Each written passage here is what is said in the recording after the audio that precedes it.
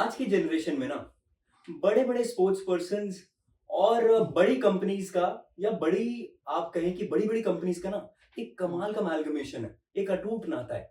आप दुनिया के सबसे बड़े स्पोर्ट्स पर्सन्स या खिलाड़ी उठा के देखो, वो बड़ी बड़ी ब्रांड्स के साथ कोलैबोरेशंस करते हैं, चाहे ऋषभ पंत हो आकाश इंस्टीट्यूट के साथ, रोहित शर्मा हो भारत पे के साथ। बट कभी आपने सोचा इतनी बड़ी ब्रांड्स, इतने बड़े स्पोर्ट्स पर्सन्स, इनका अमालगमेशन, इनका कोलैबोरेशन होता कैसे है? बैक एंड पे ऐसा क्या काम होता है कि ये चीजें पॉसिबल होती हैं? तो आज हमारे साथ जो गेस्ट है ना, जो हमारी हस्ती है, वो ना सिर्फ रग रग से वाकिफ हैं कि इन ब्रांड्स को चलाया कैसे जाए, बल्कि स्पोर्ट्स डायनामिक्स को बहुत अच्छे से जानते हैं। So we would like to welcome mister Jitendra to the sports trumpet podcast. Welcome sir. Thank you.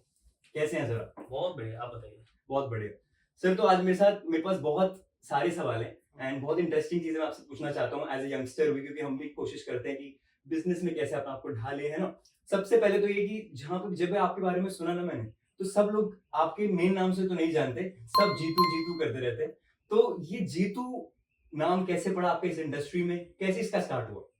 Jitu actually क्या है, मैं कुछ दिल्ली के लिए को रिप्रेजेंट किया था एक्चुअली। तो मैं जीतू एक ऐसा है कि ऐसा नाम है ना, हम लोग जितेंद्र से अच्छा और भी मतलब जीतू एक ऐसा फैमिलियर नेम होता जाता है, तो लोग लेना जितेंद्र से था जीतू लेना पसंद करते हैं। तो काफी जब मैं क्रिकेट खेल रहा था दिल्ली के लिए, तो वहां से स्टार्ट हुआ। वहां से होते होते होते करके फिर मैं अपना जॉब में गया, तो जॉब के अंदर भी लोग सब मुझे ऑफिस में जीतू जीतू जीतेंगे जीतू ही बोलते थे, क्योंकि नाम बहुत ईजी होता है लेना उस चीज के लिए। तो सर आप बता रहे कि आप क्रिकेट खेलते थे, तो आप बॉलर थे, बैट्समैन थे, या आप खुद को ऑलराउंडर बोलेंगे? नहीं, मैं लेफ्ट आर्म स्पिनर था। अच्छा, क्या बात है। एंड आपके फेवरेट लेफ्ट आर्म स्पिनर कौन जो आज तक खेले हो? Daniel Vettori. क्या बात है। तो आप बैटिंग भी करते थे जैसे वो करते थे? हाँ। ठीक है। तो क्रिकेट से बिजनेस, इसके सफर के बारे में कुछ शॉर्ट वर्ड्स में बता दीजिए। ये कैसे हुआ, कब आपको लगा कि शायद क्रिकेट मेरी कॉलिंग नहीं है, बिजनेस मेरी कॉलिंग है? इसके बारे में कुछ बताइए। ये बेसिकली जब मैं क्रिकेट 2003 में दिल्ली के लिए रिप्रेजेंट किया था, मैंने डेब्यू किया था सीके नेहरू ट्रॉफी में, लेकिन unfortunately I got injured that time. तो 2004 में आई क्विट क्रिकेट। तो क्रिकेट छोड़ने के बाद आई डन माय एमबीए, मैंने पढ़ाई करी क्योंकि ऐसे आगे फ्यूचर में कुछ जैसे आज आईपीएल से यंगस्टर्स के लिए उसमें ऐसा कोई स्कोप नहीं था। फिर रिकवर होते बहुत टाइम लग गया, तो फिर देन फाइनली आई डिसाइडेड कि यार ये नहीं है कि वो इंडिया नहीं खेलोगे ना वहाँ पे। सबसे जब तक इंडिया नहीं खेलोगे, लोगों को सरकारी जॉब कर लेते हैं। अगर मैं रणजी ट्रॉफी के 5 मैच खेल लिया तो मुझे जॉब मिल जाएगी सरकारी, वो अपॉर्चुनिटीज थी। लेकिन कितने लोगों को मिलेगी अपॉर्चुनिटीज, क्योंकि नंबर ऑफ टैलेंट बहुत थे सब थे। आई मेट एमएस धोनी, तो रीति स्पोर्ट्स, तो वहाँ से मुझे ऑफर आया, फर्स्ट ऑफर, कि मेरे को स्पोर्ट्स में आने का, क्योंकि मेरे को पैशन था।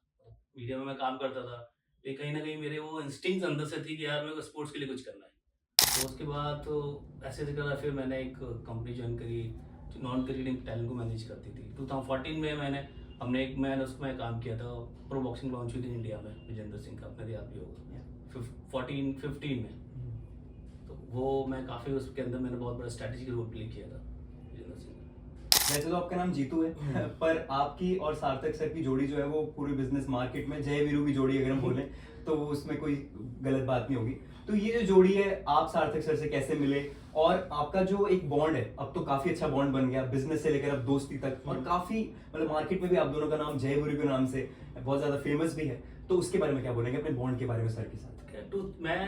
मैं सार्थक से 2010 में मिला था। हम लोग सेम कंपनी में काम करते थे, स्पोर्ट्स कंपनी थी रीति स्पोर्ट्स, वहाँ मिला था। तो वो बहुत शॉर्ट ड्यूरेशन के वहाँ पे काम किया उन्होंने, बहुत तो 1 ईयर किया। फिर वो उन्होंने जॉब छोड़ दी वहाँ से, फिर वो भी कहीं दूसरे डायरेक्शन में चले गए, मैं दूसरे डायरेक्शन में चला गया। तो कभी डिसाइड नहीं किया था कि हम लोग एक जगह वापस एक बार मिलेंगे दोबारा वापस। बहुत स्ट्रेंज, बहुत ज़्यादा ऐसी चीज़ रही लाइफ में, मतलब क्या ना, यू नेवर लाइफ में कब क्या हो जाता है। तो 2019 में वापस मिले, तो मेरा भी माइंड उस डायरेक्शन में जा रहा था, उनका भी जा रहा था। वो बहुत विजन सेम था दोनों का हमारा, कि यार कुछ करना है स्पोर्ट्स इंडस्ट्री के लिए।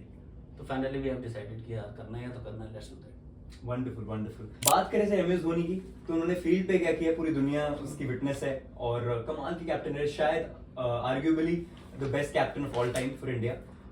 बट उनकी जो पर्सनालिटी है, पर्सनल, वो काफी हिडन है। आपने बताया कि उनके साथ आपने काम करने का आपको मौका मिला, तो कुछ उनकी पर्सनालिटी के बारे में बताना चाहेंगे? कुछ ऐसा किस्सा हो जो एमएस धोनी का जो शायद दर्शकों को हमारे बहुत अच्छा लगे? नहीं, बहुत हम्बल इंसान है वो, क्योंकि मैं उनके साथ 3-4 साल उनके साथ काम किया है। बहुत हम्बल है वो, उनका मतलब वो बहुत स्ट्रैटेजी करते हैं उनके, बहुत शांत इंसान है वो। और मतलब जितना कंट्री उन्हें प्यार करती है क्रिकेटर उनके प्यार करती है, वैसे ही उनके सारे जैसा कैरेक्टर वो ऑन दी फील्ड है वैसे ही वो ऑफ दी फील्ड भी है। ऐसा नहीं कि वो कैरेक्टर ऐसा है, बहुत कूल रहते हैं, ऐसे रहते हैं। तो उनका मतलब ऐसा कोई मेरे को याद नहीं है ऐसा कुछ कभी कुछ ऐसा हुआ हो, लेकिन मतलब मैं ऐसा अभी एक बार जब हुआ था, मतलब मेरे को याद है, मुझे अभी याद है कि मैं रिसेप्शन पे बैठा हुआ था, मतलब कैफेटेरिया में बैठा हुआ था, तो कोई एक लेडी थी जो उनके ऑटोग्राफ के लिए काफ़ी वेट कर रही थी, तो उनके एक अपने बच्चे के साथ, तो मैं भी पहुंचा हुआ था, तो मैंने उनसे पूछा कि आप किस लिए, बोले कि मैं प्लेयर्स के लिए ऑटोग्राफ की वेट कर रही हूँ। तो वो उन्हें नहीं पता था कि मैं उन्हें जानता हूँ एक्चुअली। तो उन्होंने मुझसे पूछा कि आपके पास तो पेन भी नहीं है, पेपर भी नहीं है, तो आप ऑटोग्राफ के, तो मैंने उन्होंने मुझसे पूछा आप भी किसी का वेट कर रहे हैं क्या ऑटोग्राफ के लिए? तो मैं ऑफकोर्स मैं सुरेश और रैना का बहुत बड़ा और MS और रैना का बहुत बड़ा फैन हूँ, उनके लिए मैं कहता आपके पेन भी नहीं है, पेपर भी नहीं है, कैसे ऑटोग्राफ लेंगे?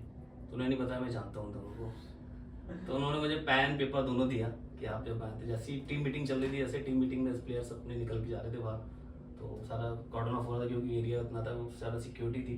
तो फिर लास्ट में मैं सब वो रहना आ रहे थे, तो बोली मेरे से कि अरे खड़े हो जाओ आप, एकदम से वो सब प्लेयर हैं ऑटोग्राफ लेना वाला। तो जैसे ही उन्होंने मुझे दूर से देखा वो चलते हुए आ गए, हाय जीतू कब आया? तो मैंने कहा, बस अभी रात को आया। तो लेडी स्टक ने किया आप जानते हो आप मुझे इतने टाइम से बता नहीं रहे थे। तो वो था, फिर मैंने उनको बोला कि आप काफ़ी टाइम से वेट कर रही थी, आप उनको ऑटोग्राफ पहले दो, then will discuss. Beautiful beautiful. हमारे सारे दर्शक इस किस्से को सुन के बहुत ज्यादा खुश होंगे, क्योंकि सब MS फैंस काफी चीजें अज्यूम कर लेते हैं, और आपने काफी चीजें क्लियर करी होंगी कई लोगों के लिए कि वो सच में भी ऐसे ही हाँ। गोपनीय पर्सनालिटी हैं, अपने में रहना पसंद करते हैं।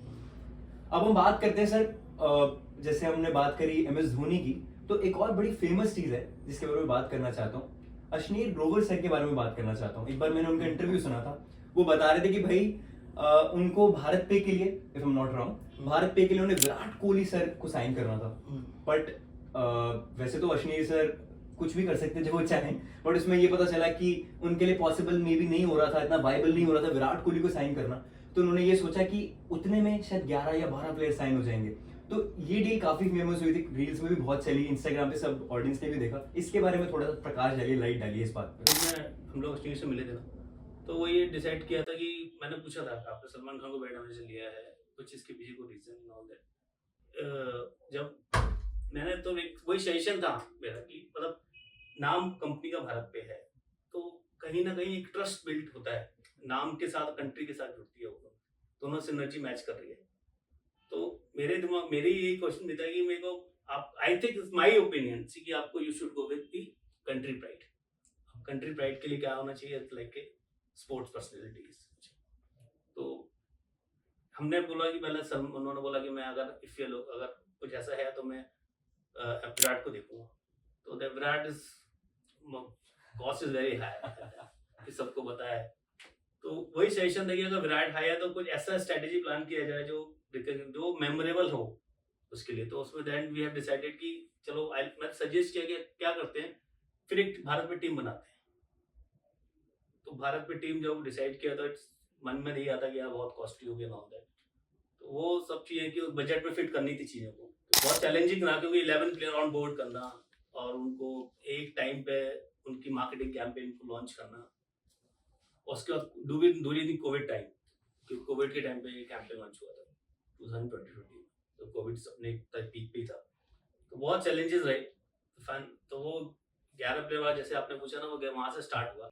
एंड सर जब ये एक कैंपेन सक्सेसफुल हुआ तो आई एम श्योर कि पूरी टीम के लिए काफी सैटिस्फैक्टरी रहा होगा, क्योंकि काफी मुश्किल टास्क है। अगर आप पेपर पे भी लिख के देखें 11 प्लेयर्स को एक दिन में शूट करवाना और उनसे एग्जीक्यूशन करवाना, उनको अपना विजन समझाना, तो काफी सेटिस्फैक्शन रही होगी पूरी टीम में। हाँ मतलब एक दिन में 11 प्लेयर का शूट का एक दिन का प्लान था, लेकिन वो प्लान हो नहीं पाया due to some COVID reason.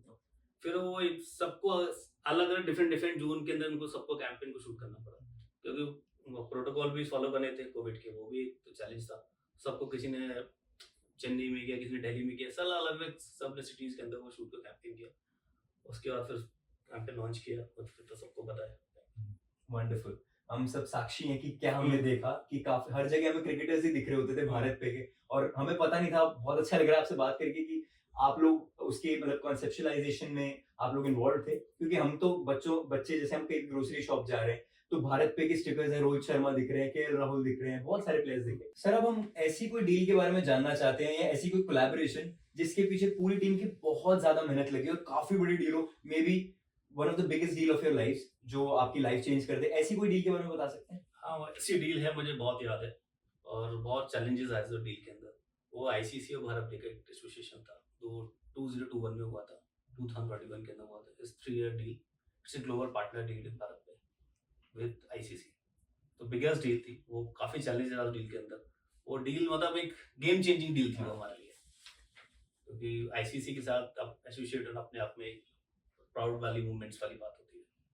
तो वो एक चैलेंज, और सबसे इम्पोर्टेंट पार्ट ये था कि उस टाइम पे सारा पूरा कोविड के टाइम पे था वो डील, पूरा कोविड के टाइम पे उसको फैसिलिटेट किया गया। तो सर हमारे दर्शक एक और भी चीज जानना चाहते हैं जो शायद लोगों को नहीं पता, कि आज जो मैंने स्टार्ट किया था कि बड़े बड़े खिलाड़ी हैं और बड़ी बड़ी ब्रांड्स के साथ एसोसिएटेड है। मे बी पहले जो बॉलीवुड के एक्टर्स जिस लेवल पे होते थे, इस टाइम पे हमारे इंडिया के क्रिकेटर्स या और भी बड़े बड़े, जैसे भी मनु भाकर भी जीती और नीरज चोपड़ा भी, ऐसे नहीं सिर्फ क्रिकेट, बाकी स्पोर्ट्स में भी काफी प्लेयर्स को अच्छी ब्रांड डील्स, काफी अच्छी कोलैबोरेशंस मिल रही हैं। तो इसके पीछे क्या प्रोसेस रहता है? एक ब्रांड को एक प्लेयर जब चाहिए होता है या एक प्लेयर को जब कोई ब्रांड चाहिए होता है, तो इसके पीछे कुछ बताइए। देखो आपको क्रिकेट की बात है, क्रिकेट इंडिया के अंदर it's not a sports, it's a religion for us. मतलब एक नॉन क्रिकेटिंग की बात करें ना, तो आज की नॉन क्रिकेटिंग के अंदर अगर बात करें, काफी नीरज चोपड़ा ने एक अलग से लीगेसी में कैरी कर रहे हैं। पिछले आपने देखा होगा जब से उनके मेडल आए हैं बैक टू बैक, तो वो मेडल लेके आए हैं वो ओलंपिक के अंदर, तो अलग उनकी लीगेसी अब कैरी हो रही है। और फिर क्या है कि ये डिपेंड करता है कि जरूरी नहीं है तो ब्रांड्स को ना अपना ब्रांड चलाना है, देखो तो उनको ऐसा नहीं है। एक तो क्या है, जब ड्राइव हो रही है कंट्री जिसके थ्रू ड्राइव हो रही होती है, वो एक टाइम बहुत इंपॉर्टेंट होता है, उस ड्राइव को अपना कैप्चर करना उस टाइम को, तो वो बहुत इंपॉर्टेंट होता है। और एक होता है लीगेसी को कैरी करना। अब जैसे बड़े बड़े ब्रांड्स हैं, बड़े बड़े टैलेंट्स हैं, वो अपनी लीगेसी कैरी कर रहे हैं ब्रांड के साथ, तो वो एक इंपॉर्टेंट होता है। और एक कहीं ना कहीं ब्रांड के साथ अलग अलग डिफरेंट आपकी कैटेगरीज होती हैं, तो किस कैटेगरीज के साथ कौन सा टैलेंट फिट बैठता है, ये इंपॉर्टेंट। ऋषभ पंत का एक एग्जांपल था कि आकाश के साथ, आकाश वाली का, तो वहां पे वो होता है कि यार कमबैक स्टोरी थी थोड़ी सी, तो वो एक अच्छी सी सिनर्जी बैठी कमबैक स्टोरी के साथ। जो आपने ऋषभ पंत वाला एग्जांपल दिया, उससे शायद दर्शकों के लिए, हमारे लिए भी काफी चीजें क्लियर हुई होंगी, जो आप सिनर्जी की बात कर रहे हैं। अब मैं जानना चाहता हूँ कि बैक एंड पे, जैसे ये तो हमें सामने दिखे डील क्रैक हो गई, बैक एंड पे कितना वर्कलोड इन्वॉल्व होता है, कितने वर्क पर्सनल इन्वॉल्व होता है, आप लोगों का क्या विजन रहता है किसी प्लेयर को अप्रोच करने से पहले या फिर सिनर्जी बिठाने से पहले? तो मतलब जो चीजें एक नॉर्मल इंसान को नहीं पता, उसके बारे में कुछ बताइए। सिनर्जी बिठाने से पहले बेसिकली उस ब्रांड की स्ट्रेटजी, क्या स्ट्रेटजी उसकी ब्रांड की, क्या डायरेक्शन में उसका कैंपेन थॉट प्रोसेस क्या है, कंटेंट क्या है, और किस टाइम जो मेनली टाइम होता है, किस टाइम पे वो अपने कैंपेन रोल आउट करना चाहता है, वो बहुत इंपॉर्टेंट। टाइमिंग और इमोशंस ये बहुत इंपॉर्टेंट होते हैं किसी ब्रांड को लॉन्च करने में। काम हो रहा किसी ब्रांड के साथ एसोसिएशन की प्लानिंग हो रही होती है, तो वो पहले रिसर्च पे जाता है कि क्या उसका कंटेंट है, क्या ब्रांड्स का पोर्टफोलियो है, और ब्रांड्स का क्या उसका विजन क्या है। ऐसा नहीं, लेकिन बहुत लोग थे कि मुझे ऐसा विजन, स्टार्टअप्स में बहुत लोगों का विजन होता था कि यार सिर्फ मेरे को एक है कि भाई मेरे को लॉन्ग टर्म के लिए सोचना, एक है शॉर्ट टर्म सोचना। वो डिपेंड करता है कि यार क्या कौन है लॉन्ग टर्म सोचना है, जिससे कि सिनर्जी बैठे, ट्रस्ट भी बैठे। बहुत सारे यंगस्टर्स हैं इंडिया में, जैसे आपने बोला कि भारत जैसा देश है नहीं, है ना, और अब तो मोदी जी भी फुल मतलब जैसे नए नए मूवमेंट्स आए हैं एंड चाहते हैं कि नए बच्चे जो है ना वो अपना काम करें, एंटरप्रेन्योरशिप की तरफ काफी ज्यादा रुझाव है हमारी कंट्री का भी, सरकार का भी, है ना। तो उनके लिए अगर आपका कोई मैसेज हो कि कैसे वो स्टार्ट कर सकते हैं, कैसे, how to go about things in sports industry, sports dynamics, उसके बारे में अगर कुछ आप वर्ड्स कहना चाहें।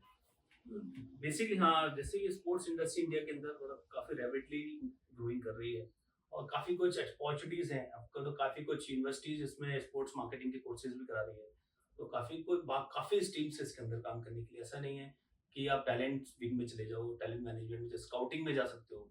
स्काउटिंग बहुत बड़ा एक अच्छा स्कोप है कि भैया कौन सा टैलेंट कितना अच्छा कर सकता है, किस विद इन द टाइम अच्छा करेगा, वो एक बहुत बड़ा एक चैलेंज रहता है टैलेंट को स्काउट करना।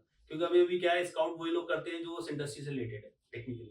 अब मैं तो चाहता हूँ आउटसाइडर लोग इसको रिसर्च करें स्काउट के ऊपर, और देखते हुए इसको देखें कि क्या इसके अंदर क्या प्रॉब्लम्स आ रही हैं, क्या सॉल्व कर सकते हैं। और आपका रिसर्च सेंटर है ऐसे स्पोर्ट्स को, आजकल टेक बहुत यूज हो रहा है, टेक्नोलॉजीज बहुत डेवलप हो रही है स्पोर्ट्स को लेकर, काफी कुछ वहाँ क्या हेल्प हो सकती है टैलेंट की, वो बहुत इम्पोर्टेंट है। हाँ, तो अभी आपने बात करी बिजनेस पॉइंट ऑफ व्यू की अश्नीर सर के साथ, अब सब दोगलापन तो सबको पता है और शार्क टैंक जब से आया तब से Ashneer sir house hold name बन चुके हैं और कई लोगों ने शार्क टैंक देखना भी बंद कर दिया जब से अश्नीर सर चले गए थे। तो पर्सनली अश्नीर सर के साथ काम करने का कैसा एक्सपीरियंस था? वो सच में बहुत मतलब स्ट्रिक्ट हैं या फिर अपने काम को लेके कैसे हैं उनको? वो अपने वर्क को लेकर बहुत डेडिकेटेड है, उसको वो उनके अंदर काम वर्क स्टाइल बहुत डिफरेंट है। That's wonderful sir. हम चाहते हैं कि ऐसे ही डील्स बहुत सारी आपकी टीम क्रैक करती रहे, हम आपके ऐसे इंटरव्यूज लेते रहें और डील्स के बारे में जानते रहें। But thank you so much for valuable time today and it really means a lot to us and ऐसे ही आप मार्गदर्शन करते रहिए यंगस्टर्स का एंड ऐसे ही स्माइल करते रहिए, वही हमारा मैसेज है स्पोर्ट्स ट्रम्पेट की टीम से। एंड अगर आपको मजा आया हो ऐसे पॉडकास्ट में तो प्लीज आ जाएं स्पोर्ट्स ट्रम्पेट पे, सब्सक्राइब कीजिए यूट्यूब को एंड इंस्टाग्राम को फॉलो जरूर करना एंड और ऐसे गेस्ट और इंटरेस्टिंग कॉन्वर्सेशंस के साथ we will be back. This is me Kushal signing off. Thank you so much.